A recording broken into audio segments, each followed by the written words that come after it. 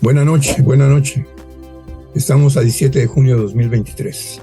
Quienes nos vieron el lunes recordarán que en el programa especial dedicado a las elecciones sindicales en el Poli, anunciamos que este sábado seguiríamos hablando del sindicalismo educativo del Poli, evaluando el resultado electoral de la planilla blanca. Antes que eso, el sábado anterior, ASU trató el tema de la educación como antivalor en México. Como verán, ambos programas son parte de la situación imperante en la educación pública y en los negocios de la educación, la llamada educación privada, universidades privadas que son un cuento. Por la importancia del tema educativo, el día de hoy seguimos esa ruta, nombrando al tema a tratar charros del CENTE contra la educación republicana. En los primeros días de la próxima semana tendremos otra sesión donde evaluaremos el triunfo parcial de la planilla blanca en las elecciones sindicales del IPN. Y estará otra vez con nosotros como invitado nuestro compañero y amigo César Iglesias Grajales. No hay duda, promocionaremos este programa con anticipación. Ahora pasamos a darle un giro no tanto cercano al tema a tratar, aunque de alguna manera pariente, y lo que tiene que ver con las noticias que vamos a comentar.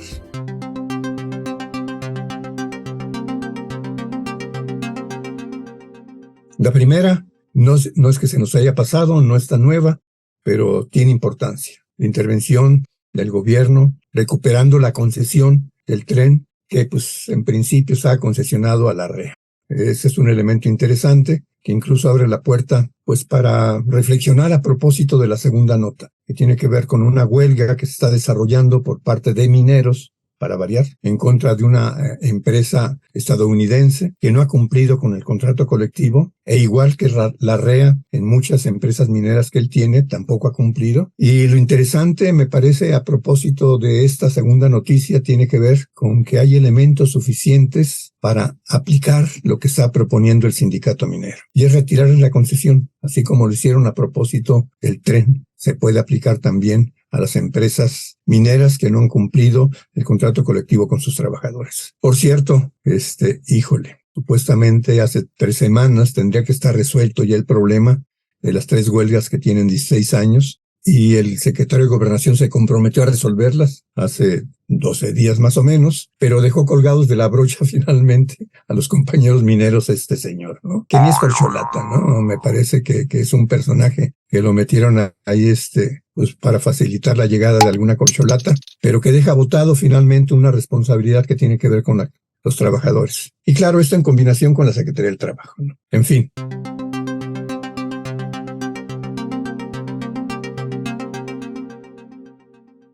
Pues pasamos finalmente entonces al tema que vamos a tratar el día de hoy. Empiezo haciéndoles una pregunta. ¿Ustedes suponen que los charros del CENTE están en contra de la educación pública? Yo creo que si hiciéramos una encuesta sería, y claro, no como las que aparecen diario, que normalmente dicen lo que quiere decir el que les paga, lo más probable es que nuestras connacionales afirmarían, les parece que sí están en contra de la educación pública, ya que el poder político del CENTE es descomunal y mete su cuchara en lo que tiene que ver con la educación pública. Ese poder tan grande los ha llevado a negociar y a compartir con gobiernos espacios institucionales de ellos mismos. Ese poder que han tenido, que ha crecido enormemente por parte de los charros que dirigen el CENTE, finalmente se lo han dado a los gobiernos. A propósito de la película que el día de hoy se recomienda, pues tiene que ver con el periodo Miguel Alemán, cuando nace el charrismo sindical en este país. Y que ahora en el gobierno de AMLO, pues querámoslo o no, sigue teniendo espacios para seguir existiendo. En una proporción elevada, por cierto, y todo eso por la desorganización de los operadores de la educación pública, los profesores, nosotros, y también los trabajadores administrativos, que no hemos podido organizarnos de tal manera que pues los mandáramos al peor rincón existente. Y bueno, pues como una aliada natural, no hay que olvidarnos también el contexto del gobierno sexenal que está por terminar. No hay que olvidarnos que desde la Secretaría del Trabajo les dan su ayudadita a ellos y a otros charros como los de Pemex. Antes del padre de la corrupción priista, es decir, Miguel Alemán Valdés, pues llegó Manuel Ávila Camacho. Él lo que hizo inmediatamente que llegó a gobernar fue bloquear la profundización del republicanismo educativo y del republicanismo nacionalista de Cárdenas. Con altibajos esto más o menos se ha mantenido, más bajos que altos, Y la educación pública desde entonces más bien ha sido diseñada para ser apéndice de intereses privados y hasta de intentos de privatización plena de la misma. Situación que nos lleva a reivindicar el republicanismo educativo de Cárdenas, no solo por cierto en el POLE. Eso incluye organizar la democratización del CENTE, no solo en ejercicio de elegir a nuestros representantes sindicales, a la par, ampliando la participación gremial a esferas académico-administrativas. En el primer caso, evaluando junto con estudiantes el desarrollo académico, la vigilancia administrativa, elaborando auditorías de ambos espacios para garantizar, por ejemplo, la aplicación de la primera Ley General de Educación Superior después de 200 años de existencia de los Estados Unidos mexicanos. Insistimos, desde su fundación el CENTE ha estado del lado del conservadurismo gubernamental. Entre sus tareas que ha cumplido es la de obstaculizar el pago suficiente para que la República de Profesores garantice un nivel de vida justo al reconocimiento, al papel que han jugado o deben jugar en la formación de seres pensantes, en la perspectiva de conocer para la vida, para ser más puntuales. Ciencia para la vida, como lo dijo Basol, y lo hemos repetido 1 y 1000 veces. Es decir, una educación republicana. Ante este muro construido desde el mundo conservador para frenar e incluso desaparecer, como lo intentó el neoliberalismo, la república educativa, debemos organizarnos para acabar con el chavismo sindical en la educación pública, para recuperar el espíritu de la educación pública, popular, por la que lucharon muchos profesores de principios del siglo pasado, y que, por cierto, no solo avanzaron en ese proyecto, sino en muchos otros, ya que particularmente los profesores jugaron el papel de organizadores de campesinos para que se atendieran sus demandas ya establecidas desde la Constitución del 17. Recordemos en el periodo de Cárdenas a los profesores desorejados porque eran los organizadores de los campesinos. El CENTE entonces, mediante la no democracia sindical, ha sido cómplice histórico del sometimiento al profesorado mediante variadas formas, incluyendo, por cierto, el asesinato. Detenciones y despido laboral son una constante. Todo esto, claro, dependiendo de las condiciones políticas existentes, es decir, de la fuerza del Estado o de la fuerza de los trabajadores de la educación. Las relaciones de dominación en las que tiene el CENTE a sus agremiados hace de quienes están al frente del sindicato, para garantizar una dominación sin sobresaltos, el construir una base social que legitime muchos de los actuares de los charros.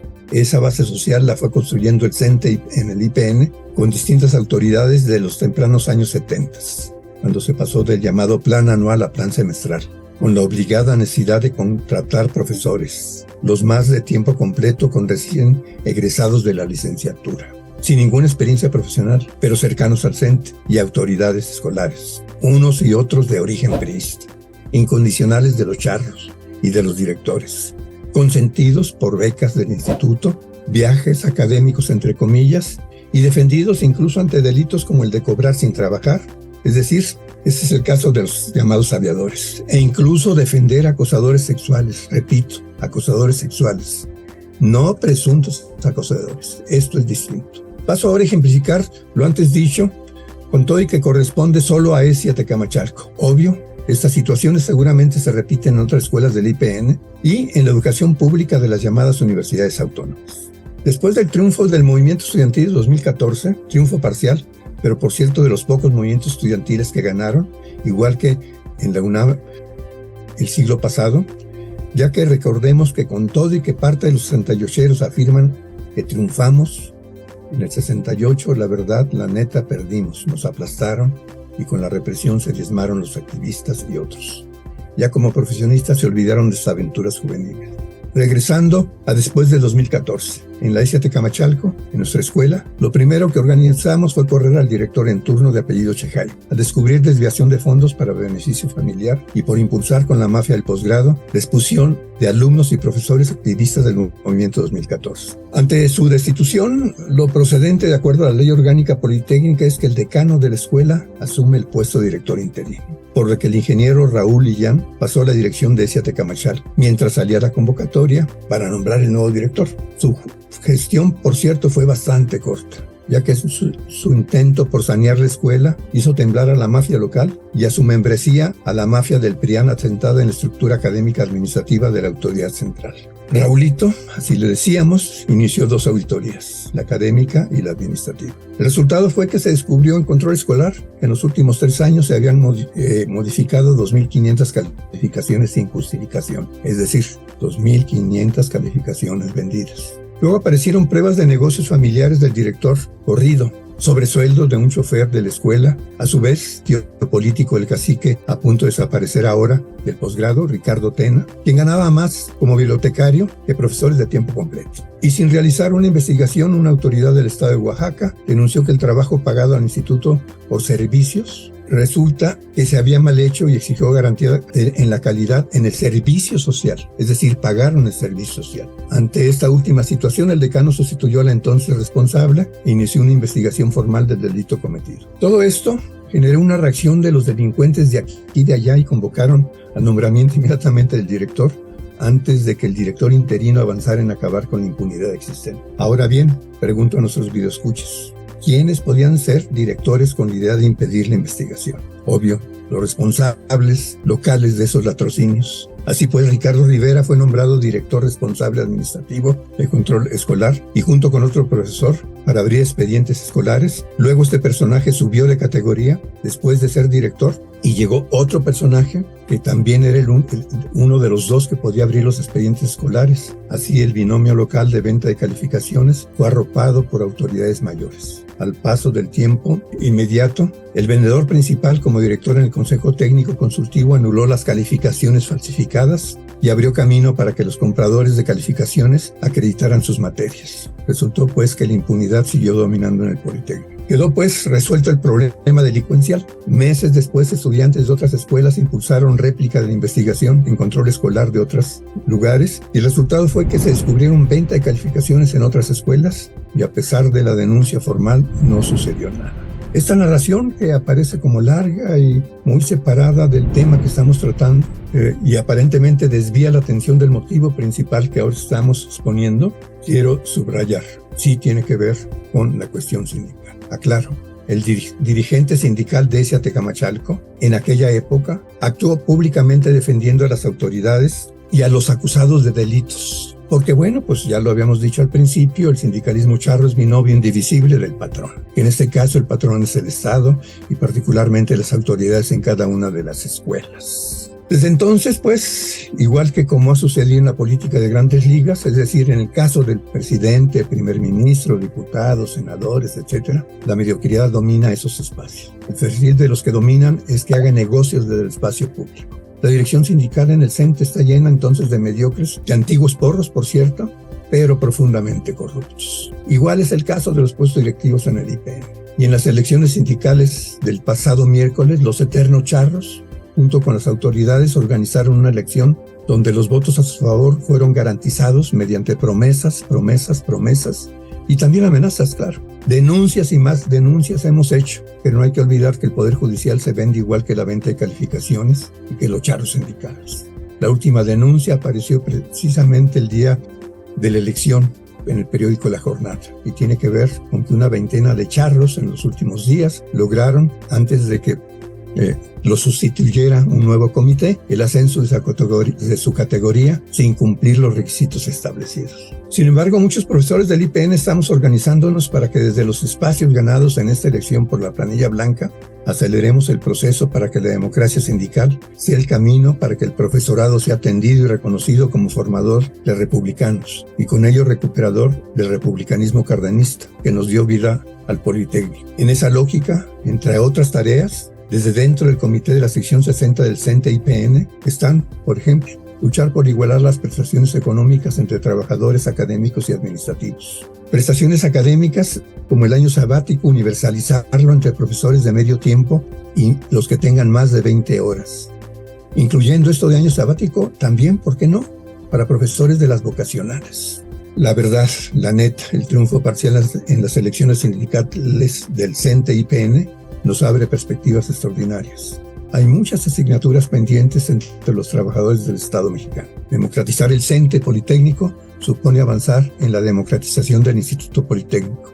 igual nos obliga a acercarnos a trabajadores de la FES, del Seguro Social, todos ellos que están luchando por lo mismo que nosotros. Y si avanzan en la democratización sindical, podemos impulsar una federación de sindicatos de trabajadores del Estado que luche por la homologación de prestaciones económicas y de servicios. Y que a mediano plazo, ante salarios y prestaciones suficientes, se produzca una atención al público al mejor estilo republicano, concretando con ello lo de primero los pobres. Gracias. Bueno, pues después de la buena noticia que tiene que ver con el resultado electoral sindical que pasó en el Politécnico, pues seguimos con el tema del sindicalismo y la educación, pero pues le toca presentar a Agustín Lina, tiene un apellido del que niega de repente porque no quiere tener ningún ADN con el expresidente que ahora está asilado en España. Le toca pues hacer una recomendación de una película. Agustín, ¿cómo estás? Bien, Rubén, buenas noches. A ti y a todos los videoescuchas. Pues lo que te corresponde. ¿Qué nos vas a ofrecer hoy? Pues vamos a hablar sobre una película que se llama Esquina Baja. Es una película melodramática mexicana dirigida por Alejandro Galindo. Se filmó en los estudios Tepeyac del 22 de abril al 19 de mayo de 1948, estrenándose el 13 de agosto del mismo año en el Cine Colonial.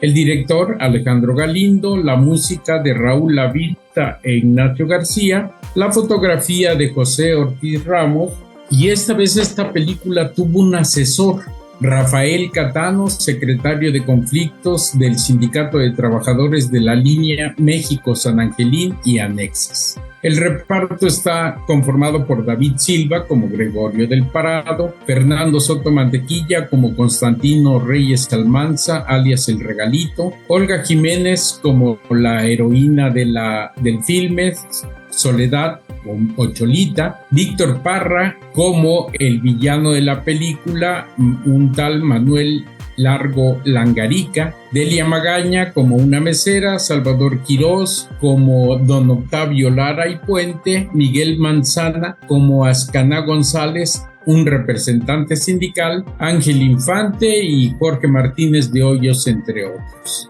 La película se filmó en el sexenio del presidente más ladrón que ha habido en México, el cachorro de la Revolución, Miguel Alemán, quien fue presidente de la República de 1946 a 1952, siendo el primer presidente civil del México moderno. ¿Y por qué escogimos este filme? Porque además de que en ese sexenio se instaura la corrupción en el país, en la película se muestra la charrificación del sector obrero para beneficio del sector patronal. Podemos ver cómo se retrata la acción del representante sindical no como el instrumento de defensa de los trabajadores, sino como un ente cuyos representantes se alían, según sus conveniencias, al sector patronal para sacar provecho o se dedican a defender al sector laboral cuando así conviene a sus intereses. Vemos escenas que cuando hay que defender los intereses patronales buscan el enfrentamiento por medio de bloqueos, enfrentamientos directos con población, o son capaces de manipular las asambleas para aplicar la cláusula de exclusión a los trabajadores. En el año de 1946, la realidad mostraba un muy diferente accionar del sector obrero en el país. Mediante la integración de la defensa de los derechos de los trabajadores, mineros, petroleros y ferrocarrileros, crean la Alianza de los Trabajadores que se oponían a la CTM, corporativo sindical controlado por los patrones y el Estado. El gobierno mexicano de Alemán pretendía lograr un cuantioso nivel de desarrollo económico, impulsando la industrialización del país, pero solo para su beneficio particular y de los empresarios. Para esto requería de grandes flujos de capital privado, nacional y extranjero, y por tanto una fuerza de trabajo más dócil que no obstaculizara las ganancias capitalistas. Era la época de la modernización. Por eso en el filme se trata de demostrar que la corrupción en el sector sindical era muy correcta o aceptada, y así poder manipular más a los trabajadores, inclusive por medio de películas. Pero la realidad da otras cosas. Por eso el 26 de octubre de 1948, pocos meses después del estreno de la película, el gobierno aprendió a los dirigentes ferrocarrileros Valentín Campa y Luis Gómez Zeta, sostenedores del Pacto de Solidaridad, Amistad y Ayuda Mutua, creado en 1946, e impone como dirigente al charro, un charro real, Jesús Díaz de León, de ahí el origen de la palabra charrismo. Inmediatamente después, la policía tomó por la fuerza todas las secciones del sindicato ferrocarrilero. El mensaje era claro: la autonomía sindical no tenía cabida en el proyecto de modernización económica. Controlado el sindicato ferrocarrilero, los trabajadores mineros y petroleros convocan a un congreso para discutir la alianza. De ahí se crea la Unión General de Obreros y Campesinos de México, UGOCEM por sus siglas, el 22 de junio de 1949. Esta unión levanta la bandera del internacionalismo proletario, pero antes de finalizar el año, el gobierno lanza una ofensiva contra el sindicato petrolero, usando los mismos métodos que contra los trabajadores del ferrocarril. Otra vez se impone un incondicional de Alemán.